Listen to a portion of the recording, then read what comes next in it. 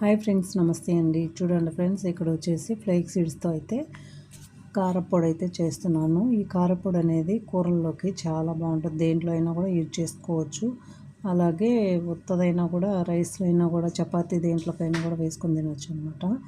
ఓకేనా. ఇక్కడ వచ్చేసి జీలకర్ర, అలాగే ఉద్దిపప్పు, పొట్టు మినపప్పు అనమాట, ధనియాలు, పచ్చెనగపప్పు, ఫ్లేక్ సీడ్స్, తర్వాత కొంచెం చింతపండు, కరివేపాకు, ఎండుమిర్చి, ధనియాలు. ఓకేనా. ఇవన్నీ మనము 1 బై 1 అన్నీ మొత్తము సిమ్లో పెట్టేసి వేయించుకోవాలి. ఇలా వేయించేసుకొని మనం వచ్చేసి మిక్సీ జార్లో అయితే వేసేసుకోవాలి. మిక్సీ జార్లో వేసేసుకొని కొంచెం సాల్ట్ వేసుకొని అయితే మిక్సీ పట్టుకోవాలన్నమాట. ఓకేనా ఫ్రెండ్స్. ఇలా కొద్దిసేపు అయితే మిక్సీ పట్టిన తర్వాత వెల్లుల్లి రెబ్బలు అయితే వేసుకోవాలి. చూస్తున్నారు కదా, ఇలా వెల్లుల్లి రెబ్బలు అయితే వేసేసుకొని సర్వ్ చేసేసుకోవడమే.